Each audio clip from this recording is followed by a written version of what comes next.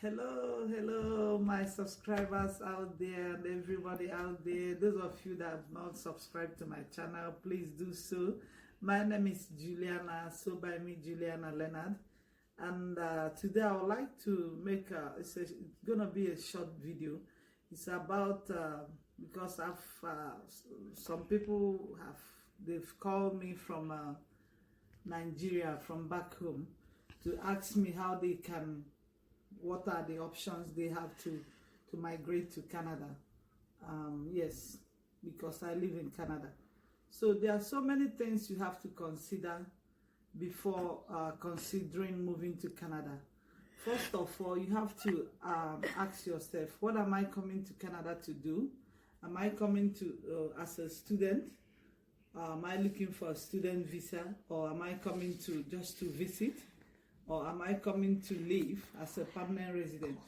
So these are the three things, options you have to weigh first. So when you consider that, if you are coming as a student, it's a different process. And if you are coming as a visitor, it's a different process. And also if you are coming to as a permanent resident, that also is a different process. So each and every one of them have its own process or how you can go about it. It's not the same way you are coming here as a student to study. So if you are coming as a student, I will go through them one after the other. If you are coming as a student, you have to, first of all, go through if you are there in Nigeria, or if you have somebody already living here, a friend or family, you have to, if you don't have anybody, you have to go through the website there in Nigeria, check some of the schools in Canada. And also before you do that, you have to check which part of Canada am I going to live. Because here in Canada, we have a English-speaking part of Canada and also French. If you are fluent, if you are somebody that has already learned French in Nigeria, or your background is French and you would like to do with French, so Quebec City will be the best option for you, where you can see people speaking French. But most people come to Toronto and some other part of Canada. They are all English speaking part of Canada. So when you consider that you are coming as a student, we are discussing student, you are coming as a student, you have to check the schools. After checking the school, check which one is applicable to you, depending on where the part of the city you're gonna live when you come. So when you check the school, go to their website, check all their requirements, what they are required from you for you to get your admission. Then you apply. If you have all the requirements, like your WAEC result or your SSC NECO, you call it NECO now, check whether you have all the requirements for that particular program or course. They call it mostly programs here. Are you going to college or university? So when you check the school, check their website, check their requirements, check if you have all their requirements, all the necessary things you're supposed to have before you apply for a program, the particular program which you would like to study. So when you go through that and see you have the requirement, all you have to do is to apply. Apply to the school, and they provide all the necessary documents. When you provide all your documentation, then you can send your application online. The school will go through it. When they go through it and they see that you have all the necessary requirements, they will send you letter of acceptance there in Nigeria. Then you go for your visa. So when you get your visa, that's it. So when we go to, like I mentioned before, I mentioned either coming as a student. Now we've already explained in detail about coming as a student. And let's not forget, when you are coming as a student, you have to also put in consideration the amount, your school fees. Because the school fees is the most important thing. If you don't have the required school fees, the proof of fund, you cannot be able to get in as a student. It's mandatory that you must have your requirement, the school fees. So check if you have the necessary, you have any necessary, or your source of your whomever that pays your school fees or that will sponsor your school, your accommodation. You have to consider that. You consider your school fees as international students. They are being considered international students. Also, you consider your accommodation, your transportation. All these you have to consider before making up your mind whether you can do it, apply as a student. So because if you cannot provide a proof of fund during your studies, the years of your study, it cannot be possible. I'm sorry. That's how it is. That's the fact. That's the honest truth I'm telling you guys.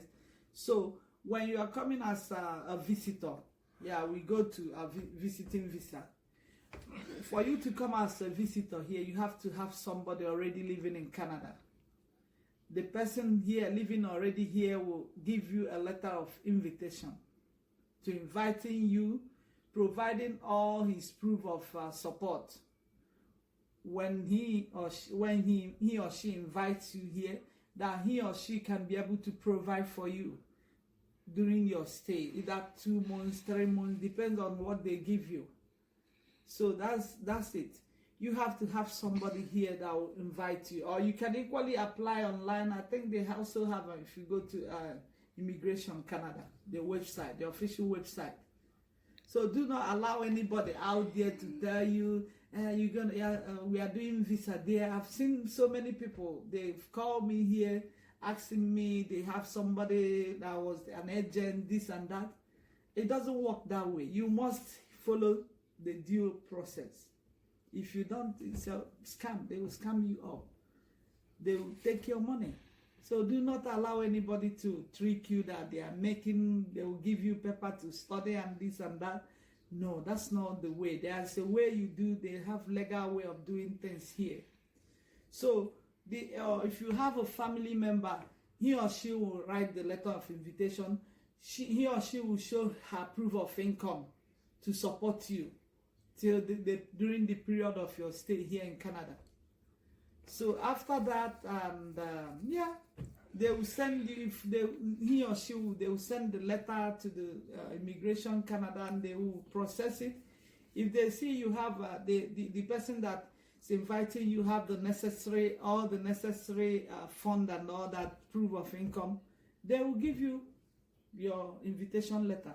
There you will take it to the Nigeria embassy, the Canadian embassy in Nigeria, to process your visa. So that's, by the way, that's the visiting visa. Then the next one, the third one, is also the permanent residency. That one is so huge. There are a lot of ways you can come to Canada as a permanent resident, through skilled workers.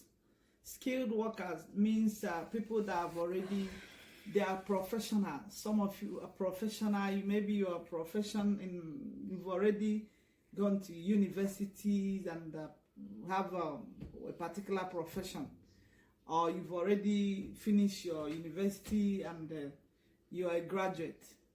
You can apply through skilled workers, and there are so many other ones which I do not have all the information here right now. But as a skilled worker, you have to apply through Immigration Canada, and you provide all the necessary, your educational background, all the necessary documentation. You have to provide everything in detail. When you are providing, when they ask you to provide, that's one more very important thing to mention to you guys. When they ask you to provide any information, make sure you do it as it is. Do not say, okay, I have this, I would know. When you are delayed, whenever you miss up something, it will delay the process for your visa. It will delay your application. So make sure you provide every details. Whatever they ask you to provide, make sure you do it as it is. So that's by the way. You have to provide all the documentation, your proof of income, or what you are doing. You have to provide that you have a necessary fund to at least to sustain yourself for the period of time you come. There are certain amount you have to, depending on the type of skill immigrant you are, your profession. So you have to have that go by like different profession. Like I said, I don't have all the, or there are some other ones, all the details, and some of the other province here. Here we have province. They have their own way, their things, their requirements. So it depends on where you want to go. Like I said before you ever think of, before you think of coming to Canada or coming here, you have to first of all ask yourself, where am I going to? Do I like cold? Because here is cold, very cold weather. There are some parts that's so like 40 degrees, like Winnipeg and all those very innermost towns, some of the Inuit, like inner cities, inner province. So you have to consider, where am I going to migrate to as a permanent resident? What am I looking for? What type of job am I looking for? Or what type of profession am I looking forward to come here and to study, to still continue my studies, or to go back to school to get some other degrees, or some, just you have to plan and plan so many things to consider. You don't just wake up someday and say, I'm coming to Canada. You have to consider so many things.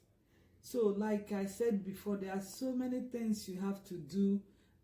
They have different options, different ways. Like I said, one is the permanent residency status, if you are coming, or visiting visa, or student visa.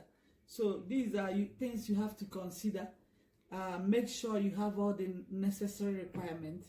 Make sure you have the proof of fund to be able to, because each one of all these options have its there are things you have to provide to prove that you can come and live here perfectly. So that's where we'll stop our video today. If you have any question, please leave it in the comment section.